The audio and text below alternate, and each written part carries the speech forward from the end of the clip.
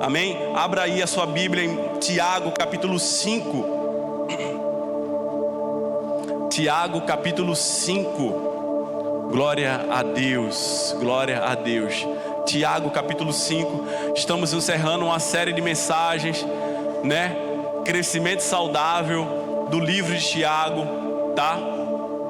E Deus tem falado poderosamente através da sua santa palavra. Quem tem controlado a língua aí? Amém? No que vai falar, né? Tem controlado aquilo que precisa ser controlado. Glória a Deus. Vamos lá, vamos ler esses versículos aqui, tá? Esses 20 versículos, e vamos expor e explicar.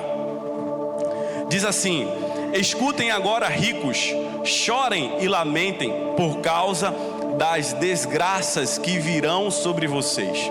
As suas riquezas apodreceram e as suas roupas foram comidas pelas traças. O seu ouro e a sua prata estão enferrujados, e essa ferrugem será testemunha contra vocês, e há de devorar como fogo o corpo de vocês neste tempo do fim. Vocês ajuntaram tesouros. Eis que o salário dos trabalhadores que fizeram a colheita dos campos de vocês e que foi retido com fraude está clamando, e o clamor dos que fizeram a colheita chegou aos ouvidos do Senhor dos Exércitos. Vocês têm tido uma vida de luxo e de prazeres sobre a terra. Têm engordado em dia de matança. Vocês têm condenado e matado o justo, sem que ele ofereça resistência. Portanto, irmãos, sejam pacientes até a vinda do Senhor. Eis que o lavrador aguarda com paciência o precioso fruto da terra, até receber as primeiras e as últimas chuvas. Sejam também vocês pacientes e fortaleçam o seu coração, pois a vinda do Senhor está próxima. Irmãos, não se queixem um dos outros, para que vocês não sejam julgados. Eis que o juiz está às portas. Irmãos, tomem como exemplo de sofrimento e de paciência os profetas que falaram em nome do Senhor.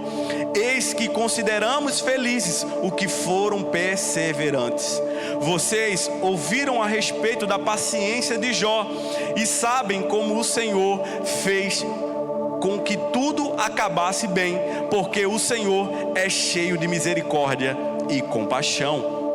Acima de tudo, meus irmãos, não jurem nem pelo céu, nem pela terra, nem por outra coisa qualquer, mas o sim de vocês seja sim, e o que não de vocês seja não, para que vocês não incorram em condenação.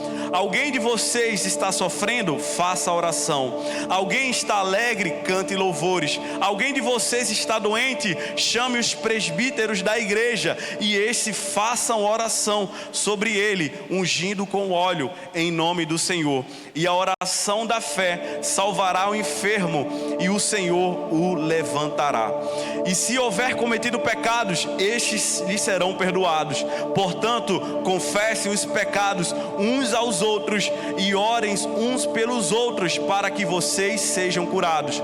Muito pode, por sua eficácia, a súplica do justo.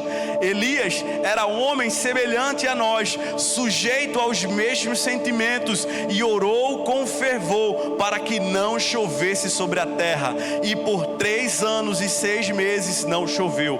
Depois orou de novo, e então o céu deu chuva e a terra produziu seus frutos. Meus irmãos, se alguém entre vocês se desviar da verdade e alguém o converter, saibam que aquele que converte o pecador do seu caminho errado salvará da morte a alma dele e cobrirá uma multidão de pecados. Pai, já oramos e agradecemos por tudo que o Senhor tem feito. Usa a minha vida para ministrar a tua santa palavra, a tua igreja, em nome de Jesus, amém. Queridos, prestem atenção nesse último capítulo do livro de Tiago. Tiago, ele era o irmão do nosso Senhor Jesus Cristo, e ele não ousa a escrever o início do livro, né, dizendo quem ele era, mas ele se considerava como servo de Deus.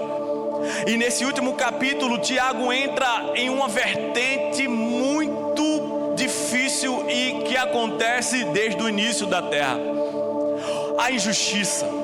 Quem já sofreu injustiça aqui, irmãos? Amém? Nós já fomos injustiçados. Eu acredito que cada um de nós aqui já fomos injustiçados de alguma maneira. Mas Tiago aqui entra em algo de uma injustiça contra o povo de Deus.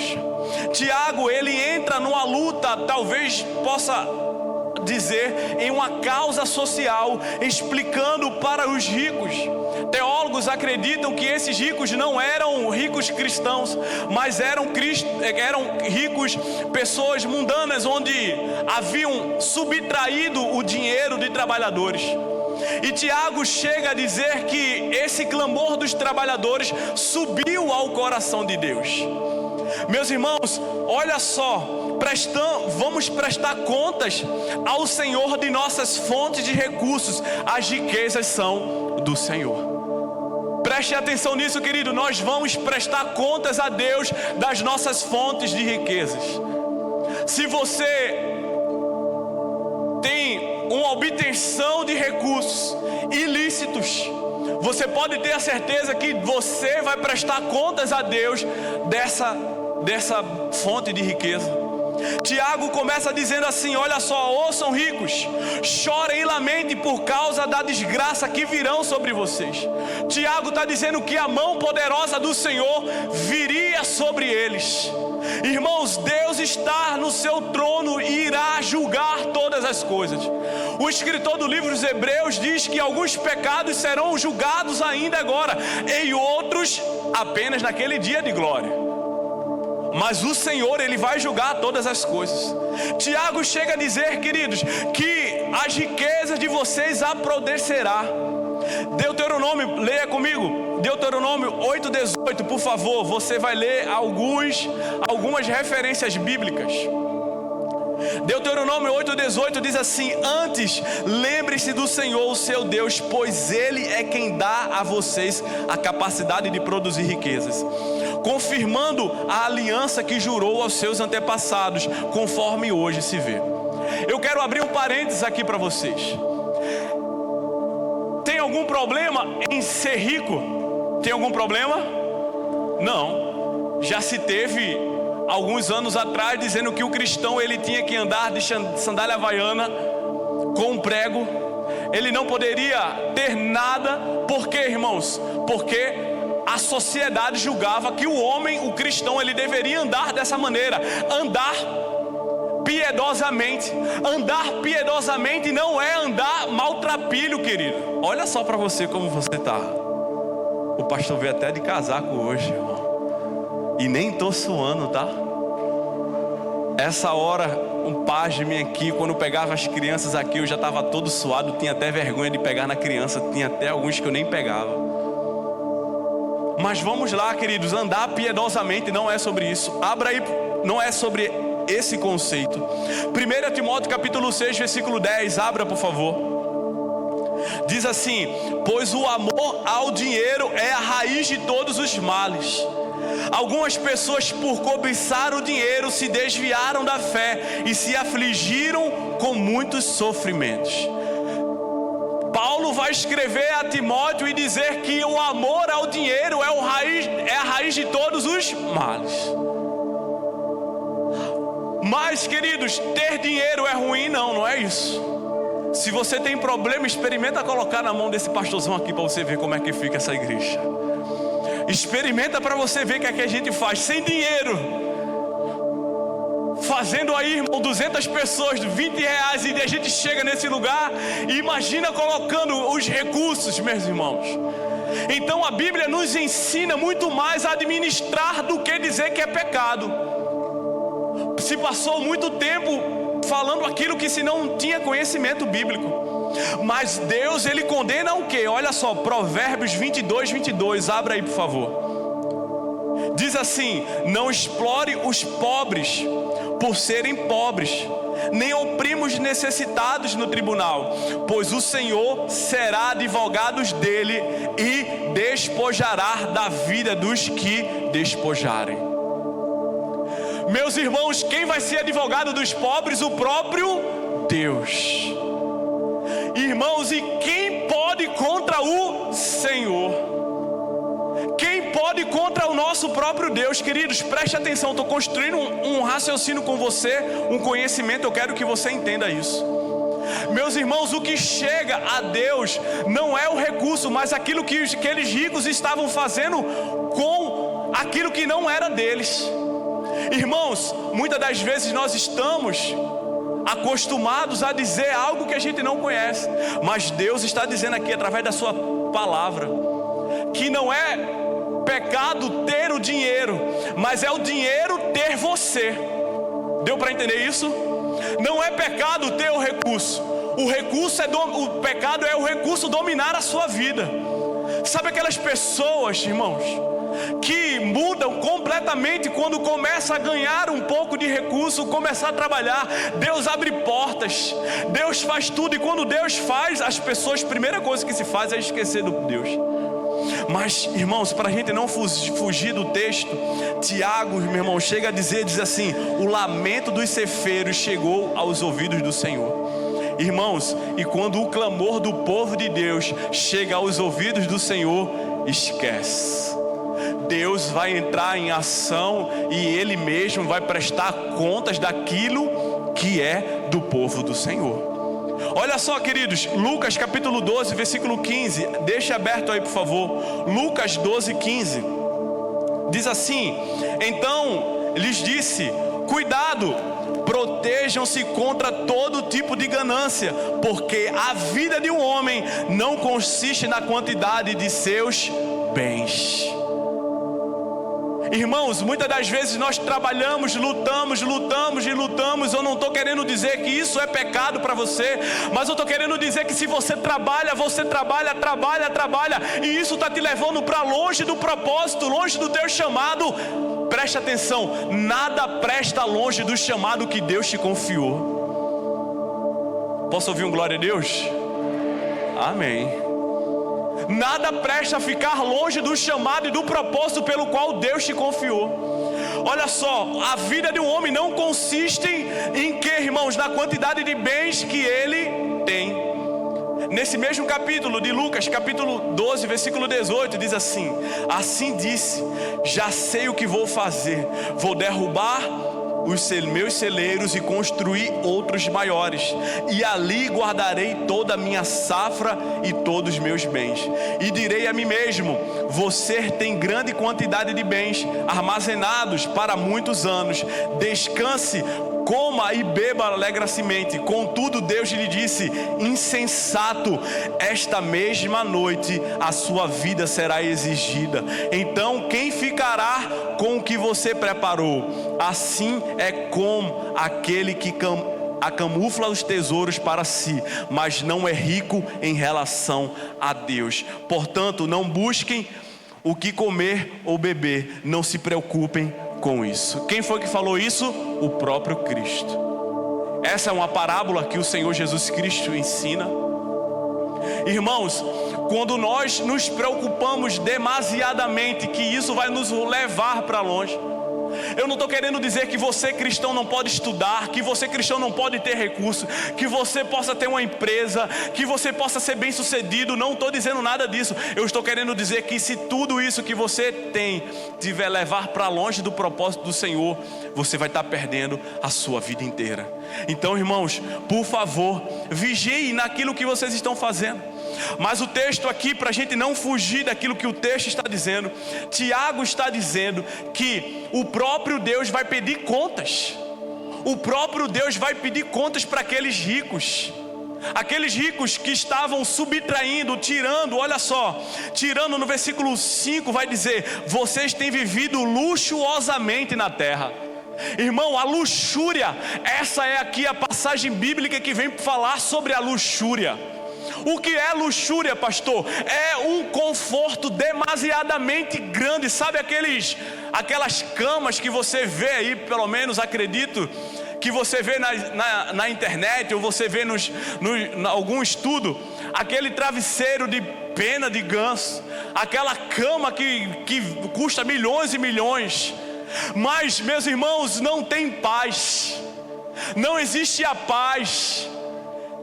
Não existe a paz de ter uma casa adornada com a presença do Senhor. Não existe a paz da presença de Cristo, irmão. Nada disso nada disso tem preço. Então Tiago vem dizer, irmãos, olha só, vocês que têm vivido na luxúria e entregado aos prazeres e se fartado com a comida do dia em abate, vocês têm condenado e matado o justo.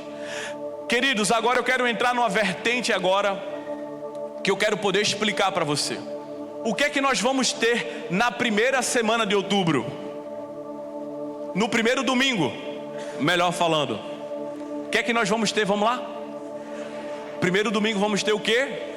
Eleição. Eu falei o quê?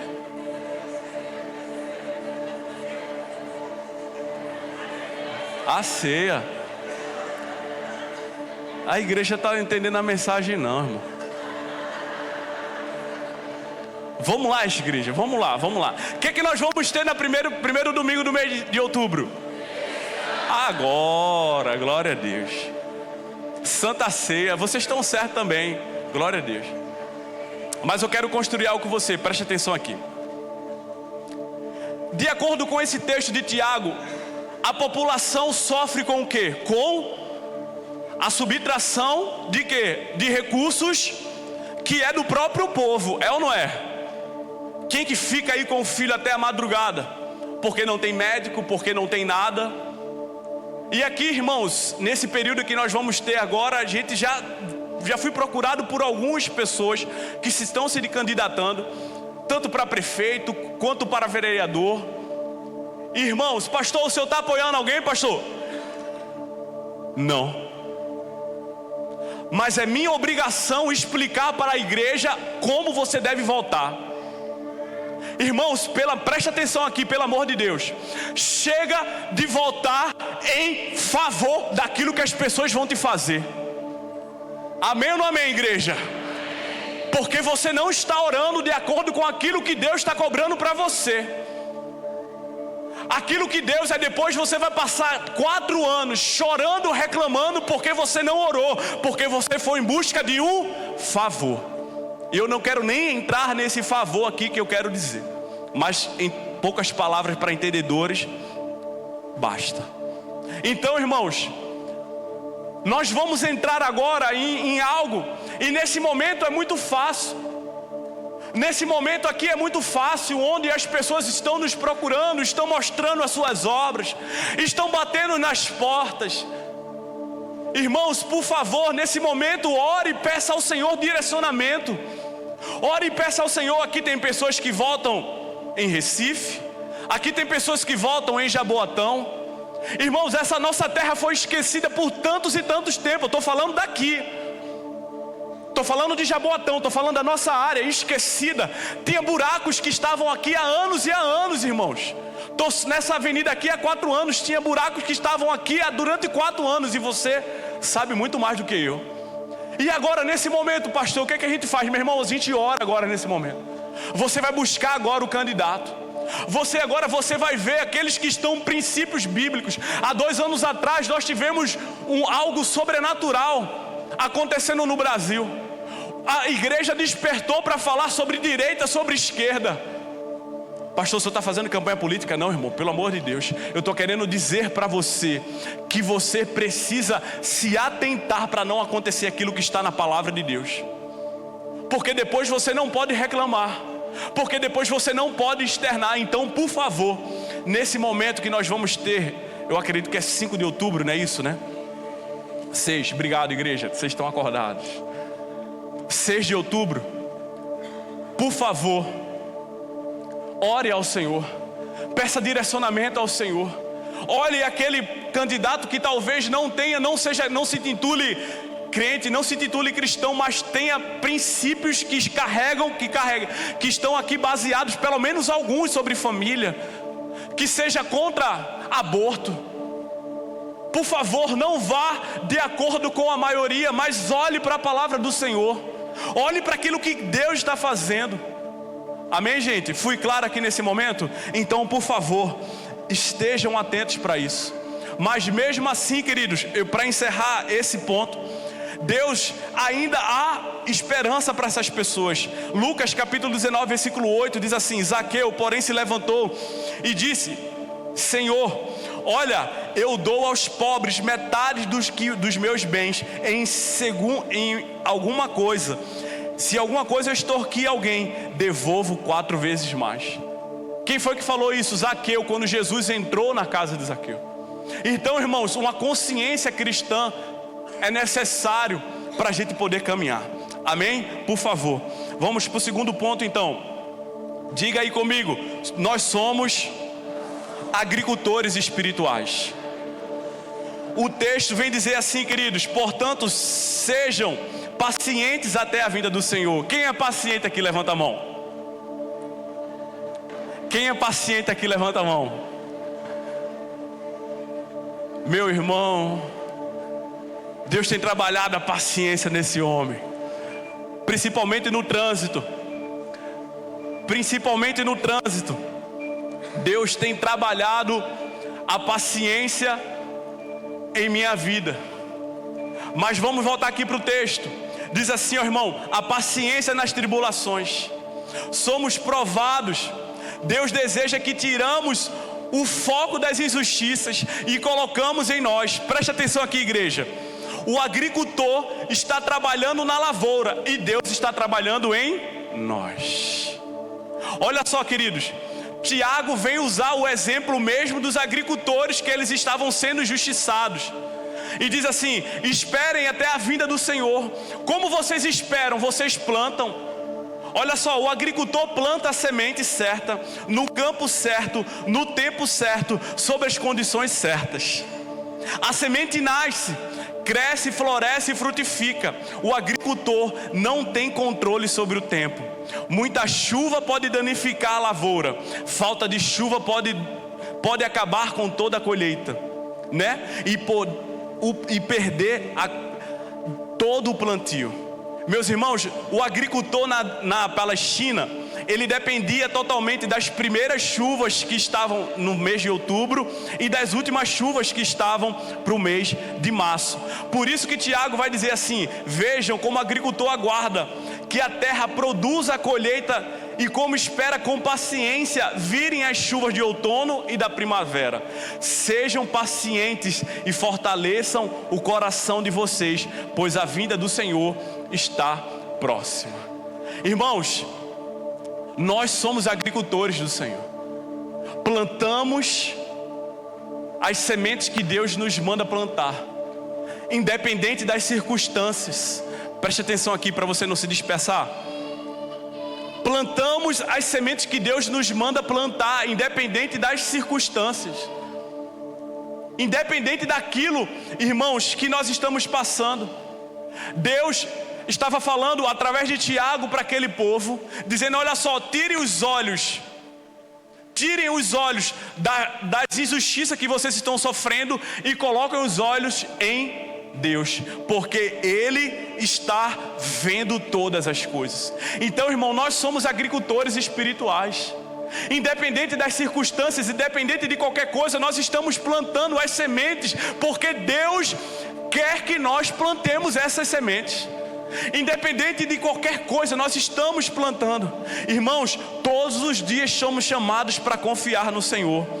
Queridos, o tempo está fora do controle do agricultor. E Deus também quer que nós entregamos para Ele o controle do quê? O controle do tempo, porque Ele é que vai fazer na hora e no momento exato. Amém? Por isso que nós somos agricultores do Senhor. Por isso que nós estamos plantando. Por isso que nós estamos plantando mediante a uma obediência ao Senhor. Meus irmãos, Olha só que Jesus disse, João capítulo 16, versículo 33, vai dizer: eu disse isso para que em mim vocês tenham paz. Neste mundo vocês terão aflições, contudo tenham coragem. Algumas versões vão dizer: tenham bom ânimo, eu venci o mundo. Salmos 40, versículo 1 vai dizer: esperei com paciência no Senhor. Qual é o seu problema? Porque você não tem esperado com paciência no Senhor, você tem esperado no homem. E o homem faz o que contigo? Ele te decepciona. Mas o salmista vai dizer: esperei com paciência no Senhor. E a parte B do verso 1 diz assim: e ele se inclinou para mim e ouviu o meu clamor. Irmãos, esperar com paciência no Senhor. Imagina, eu quero conjecturar com você e te explicar. Eu sei que nós somos acelerados, né? Estressados por vida. Alguns, nem todos. Mas imagina você, aquela pessoa que está aposentado e ela vai para o banco receber o seu salário. Ela vai com toda a paciência do mundo, é ou não é? Chega lá com toda a paciência do mundo para sentar e receber o seu benefício, receber. Imagina você, irmão, Deus quer que a gente espere nele assim, desse jeito. Só que você, irmão, é acelerado por vida. A gente não sabe, mas Deus quer que nós coloquemos toda a nossa confiança, toda a nossa paciência nele. Olha só, irmãos, mas nem por conta disso nós estamos imunes a sofrer perseguições. No versículo 9 diz assim: irmãos, não se queixem um dos outros, para que não sejam julgados. O juiz está à porta. Irmãos, não tenham como exemplo a paciência e o sofrimento que os profetas tiveram em nome do Senhor. Irmãos, vamos falar de alguns profetas. Jeremias pregou durante 40 anos em Jerusalém, e mesmo assim o povo foi levado como cativo. Isaías pregou para o seu povo, e o credo acredita que Isaías foi cerrado ao meio. Daniel foi jogado na cova dos leões. Os profetas menores, os profetas maiores, assim como há na divisão na Bíblia, não pelo tamanho do seu ministério, mesmo pela extensão, né, teológica, todos eles sofreram retaliações. Ezequiel, Amós, Miqueias, irmão, todos eles sofreram perseguições. 2 Timóteo capítulo 3, versículo 12 vai dizer assim: e todos os que desejam ter uma vida de devoção em Cristo Jesus sofrerão perseguições. Será que hoje nós estamos, queridos, dispostos a esperar com paciência no Senhor e ainda sofrer perseguições? Será que hoje nós estamos dispostos, queridos, a, mesmo diante de todas as circunstâncias, nós avançarmos? Abra aí por gentileza, Salmos 126, verso 5.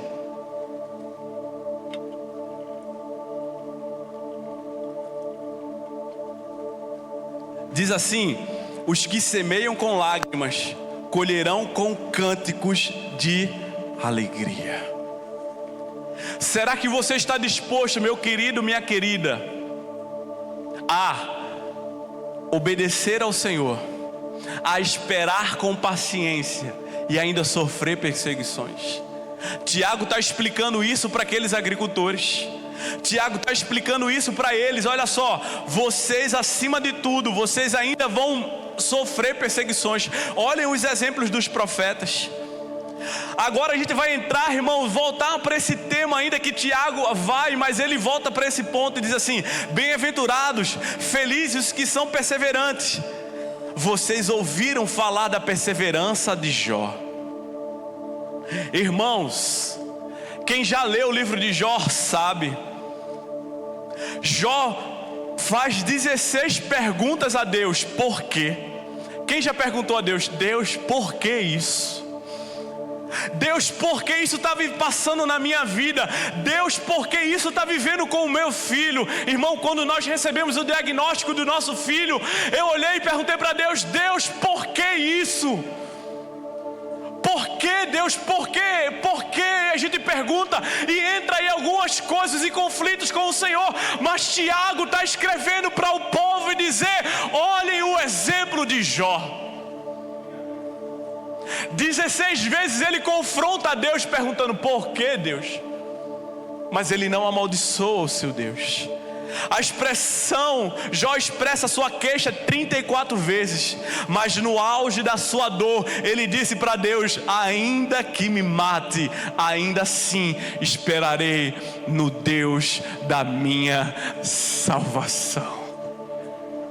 Será que você está disposto a isso, querido? Talvez você esperava um sermão que viesse falar contigo sobre como crescer, 7 pontos para crescer financeiramente. Mas o que Deus tem falado para essa igreja é esperar com paciência, mediante as lutas e as dificuldades. Preste atenção nisso, por favor, querido. O propósito de Satanás era fazer com que Jó fosse um homem paciente para com Deus. Você já se viu, você se conhece. Se você com fome é impaciente, imagine na hora da prova. Quem que chega aqui impaciente e com fome na sua casa, xingando a tua mãe, dizendo assim: mãe, ainda não está pronto. Você que é marido, falando à sua esposa: isso aqui ainda não está pronto. Impaciente, com fome. Mas tudo que Satanás queria era tirar a paciência de Jó e dizer: olha só, não espera nesse teu Deus. Esse teu Deus te abandonou. Esse teu Deus não zela por você. Esse Deus não te ama. Mas Jó estava esperando pacientemente no Senhor. E o que essa igreja precisa aprender é esperar pacientemente no Senhor, porque Ele está trabalhando ao meu e ao teu favor. Isaías vai dizer: eu nunca vi um Deus que trabalhasse em favor daqueles que esperam nele, naqueles que o amam. Irmãos, isso porque um homem impaciente com Deus é uma arma na mão do maligno. Nós começamos a murmurar, nós esquecemos de onde nós saímos, nós esquecemos de onde Deus nos tirou. Mas o propósito de Deus era permitir que Jó sofresse e fortalecê-lo e fazer uma bênção maior para o mundo inteiro.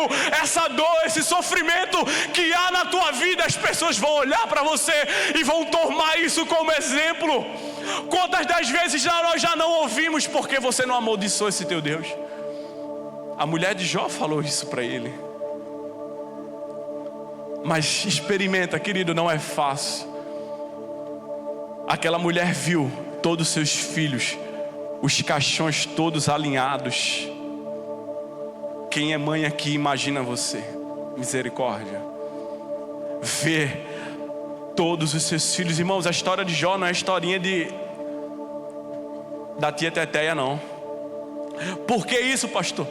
Porque os frutos glorificarão ao Senhor.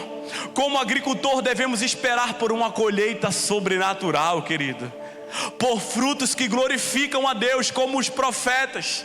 Irmãos, os profetas anunciavam a palavra do Senhor. Eles não tinham medo, queridos. Devemos procurar oportunidade para testemunhar mesmo no meio do sofrimento. Mesmo no meio do sofrimento. Por isso que Tiago escreve e diz assim: a tua palavra tem que ser sim, sim, não, não. Olhe para mim aqui que eu quero dar uma aplicabilidade bíblica para você, para a sua vida. Principalmente para os mais jovens que gostam de dizer: eu juro. Eu juro. Irmãos, a palavra de Deus nos ensina a não jurar por nada. Eu sei que na cultura que nós viemos, eu juro para você, pastor, não precisa. Irmão, a tua palavra tem que ser sim, sim e não, não. E o que passa disso é a tua palavra tem que ser sim, sim, não, não. E o que passa disso é do maligno, irmão. Mateus capítulo 5. Aquilo que passa disso, a tua palavra tem que ser sim. E também a tua palavra tem que ser não. Fui ensinado que a mesma boca que diz sim é a mesma boca que diz não. Então, queridos, não tenha receio. Não tenha receio. E é o que está escrito em Mateus 5:37. Coloca aí, por favor, mídia. Mateus 5:37. Seja, porém, o vosso sim, sim, e o vosso não, não. E o que passar disso vem do maligno. Irmãos, essa boca aqui tem que ser usada, querido, para poder falar a verdade do Evangelho. O quinto ponto é oração e adoração. Queridos, John Wells disse: Deus não faz nada senão em resposta da oração. Deus responde às nossas orações. Queridos, Tiago vai dizer: olha só, aquele que está triste, que ore. Aquele que está triste, vá lá orar. Aquele que está triste, vá lá orar ao Senhor. Ele vai lá orar. Mas aquele que está feliz, cante louvores. Cante louvores ao Senhor. Quem estava aqui nas 12 horas, quem prestou atenção, uma das coisas que mais se repetiu por todos aqueles que estavam aqui na frente, Deus falou poderosamente, falando sobre a história do rei Josafá. Quando ele é atacado por um exército ainda maior, e Josafá se desespera, e ele vai ao templo do Senhor buscar em oração. E Deus diz assim para Josafá: Josafá, essa peleja não é tua, essa peleja é minha. A batalha não é tua, a batalha é minha. Na oração, queridos, nós aprendemos a guerrear, e no louvor nós aprendemos a glorificar aquele que vive eternamente. Por isso que oração e adoração fazem parte da vida cotidiana de um cristão. Você que tem o seu carro, glória a Deus por isso. Se você não anda por onde você vai glorificando o nome do Senhor com um louvor, irmãos, aí onde a gente experimenta a graça do Senhor, e daqui a pouco os teus olhos estão aí, ó, chorando. Você que está no ônibus, no metrô, experimenta, querido. Experimenta viver esse algo sobrenatural do Senhor. Colocar um fone de ouvido e Deus começar a falar contigo de maneira sobrenatural. E quando você vê as lágrimas estão rolando no teu rosto, em agradecimento, a tua vida muda. A tua vida muda. 2 Crônicas 20:15 vai dizer: e disse ele: dai ouvidos a todo Judá, e vós, moradores de Jerusalém, e tu, rei Josafá, sabeis, assim vos diz o Senhor: não temais, não vos assusteis por causa dessa grande multidão, pois a peleja não é vossa, mas é de Deus. Sabe o que é que tem me dado conforto, queridos? É saber que essa igreja, vocês, a minha casa, a minha família, a sua família, elas são de Deus. Nós somos de Deus. E as lutas e as pelejas que nós temos que enfrentar, Deus está conosco. Mas por favor, não entre em peleja que Deus não quer que você entre. Não entre em batalha que Deus não deseja que você entre. Estamos já caminhando para o final. Sexto ponto diz assim: confissão de pecados. Fale comigo: confissão de pecados. É bíblico, irmão. Confessar pecado é bíblico. O que você tem que fazer é confessar aquilo que precisa ser confessado, para quem precisa ser confessado. Muitos pegam esse texto, por favor, que diz assim, ó. Olha só. Diz assim: portanto, confessem vossos pecados uns aos outros, para que orem uns pelos outros. Queridos, jamais devemos confessar um pecado além do círculo que foi afetado por aquele pecado. Eu me lembro que um tempo atrás, alguns anos atrás, estava ainda lá na cidade onde eu estava. E devido à minha atividade, sempre chegava família nova. E eu sempre convidava essas pessoas para conhecer a igreja que eu fazia parte. E queridos, lá em Campo Grande nós temos 3 igrejas. E nessa noite que eu convidei essa família, o meu pastor e os outros pastores da cidade, Eles foram em cada igreja, um foi de manhã, outro foi à noite e o outro foi no outro domingo. Eles foram pedir publicamente perdão para as igrejas por algum atrito, por alguma coisa que eles tiveram. E eu olhei para ele, para aquela família e disse assim: nossa, essa família nunca mais vai vir, esse casal de amigos nunca mais vai vir na minha igreja. Pasme, querido, isso durou. A ministração da palavra foi só pedindo perdão de pecado, os 3 pastores. Porque a gente aprendeu que pecado público tem que ser pedir perdão publicamente. Pecado que é entre a família, você não precisa vir na igreja aqui, irmão. Você vai pedir perdão lá, naquele lugar onde você está. E voltando para a história, queridos, eu voltei e falei assim: meu Deus, eu olhava, fiquei logo agoniado, né? Quem me conhece sabe que eu sou bem quietinho. E ficava, e meu Deus do céu, Jesus. Aí cheguei no casal e disse assim: e aí, vocês gostaram? Eu fiz: aqui é a igreja que eu vou ficar. Porque aqui tem confissão de pecados. Porque aqui, irmãos, a gente tem que lavar roupa suja com quem tem que lavar roupa suja. Você não precisa ir, marido, olha para mim, marido, olha para mim. Você não precisa ficar falando da tua esposa por aí, por onde você passa, não.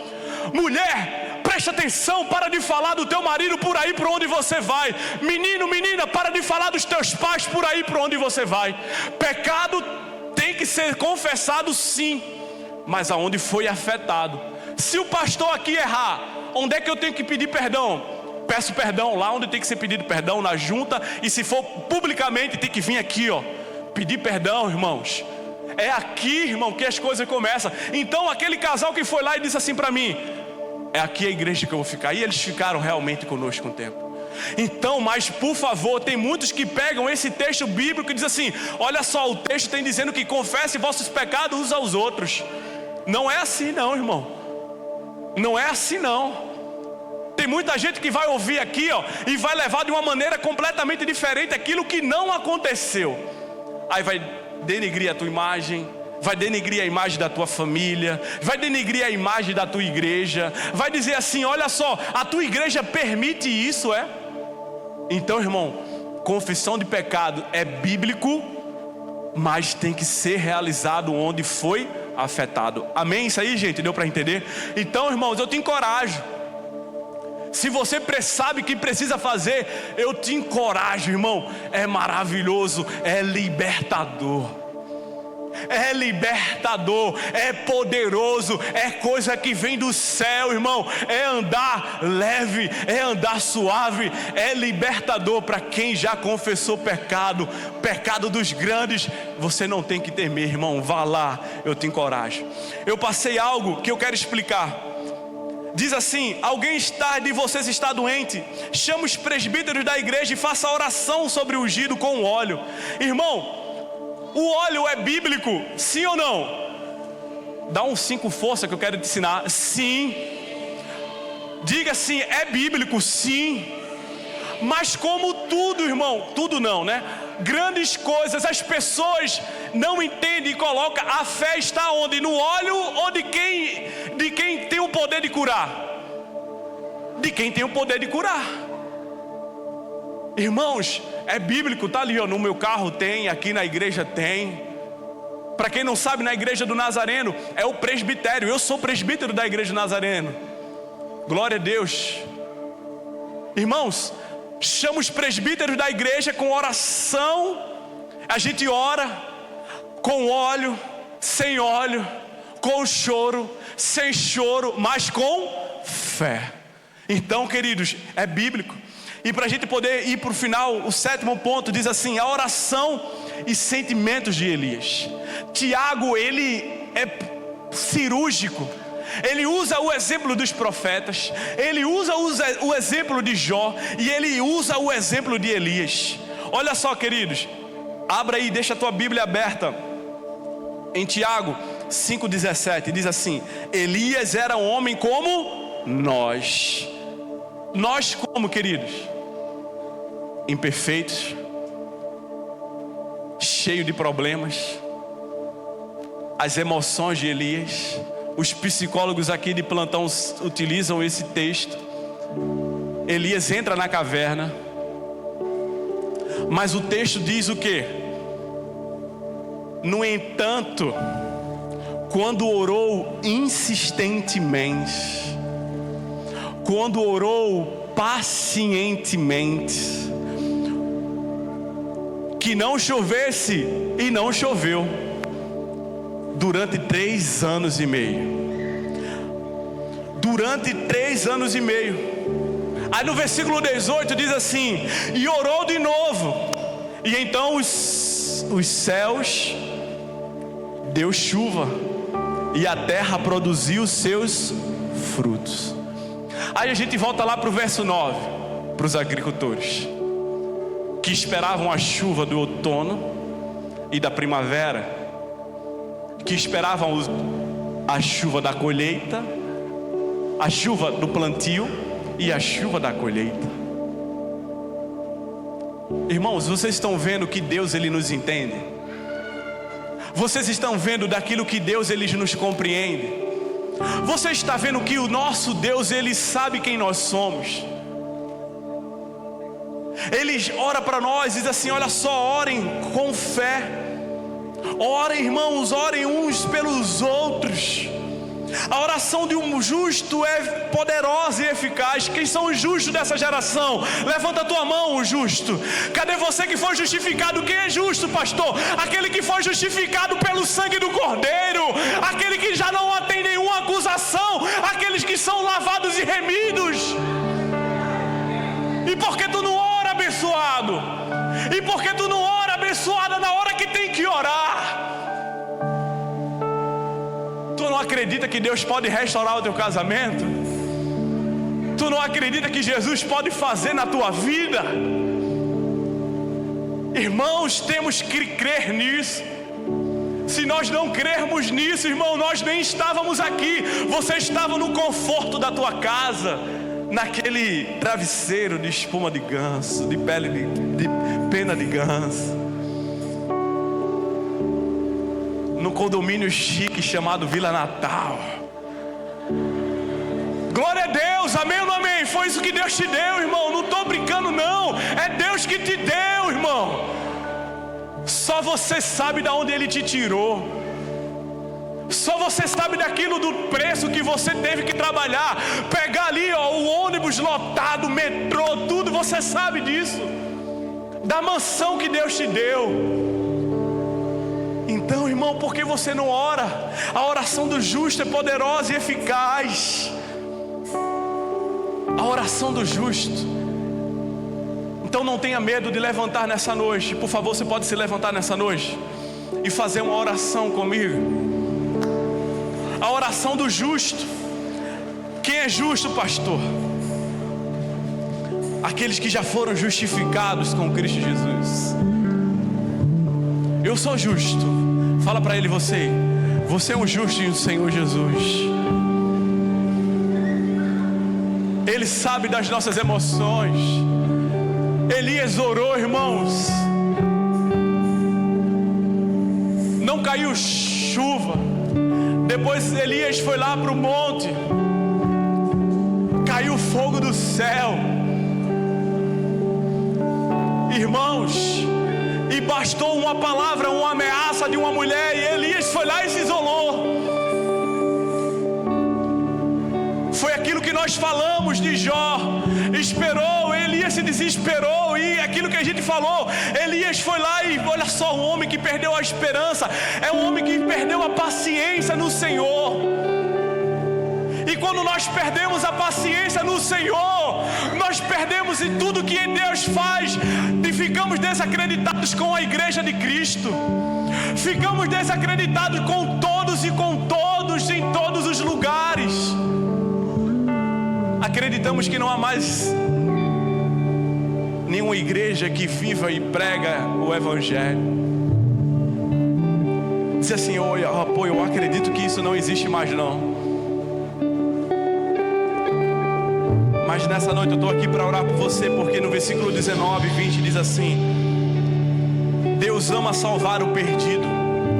Meus irmãos, se alguém entre vocês desviar da verdade e alguém o converter, saibam que aquele que converte o pecador do seu caminho errado salvará da morte a alma dele e cobrirá uma multidão de pecados. Queridos, esse espaço aqui tem um propósito fundamental, mas o número 1 dele é adorar o Senhor. E o segundo propósito que essa casa tem, ela ama, é salvar aquele que está perdido, que está destinado, aquele aí está destinado a ir onde não foi feito para mim, para você, foi o inferno. Porque nós fomos criados para estar com Ele. Por isso que nós vamos cantar essa canção, e faça dessa canção a sua oração. Faça dessa canção a sua oração. A oração do justo, ela é poderosa. A oração do justo, eu creio, irmãos. E pastor, e por que eu oro e não cai fogo do céu? Meu querido, minha querida, os céus estão abertos aqui neste lugar. Ore e veja aquilo que Jesus está fazendo aqui na sua vida. Feche os seus olhos. Feche os seus olhos. Deus tem escape. Deus tem escape para a tua vida. Espere pacientemente no Senhor. Esperei com paciência no Senhor, e Ele inclinou os seus ouvidos. Esperei com paciência no Senhor. Oh Deus está trabalhando em nós. Nós somos agricultores espirituais.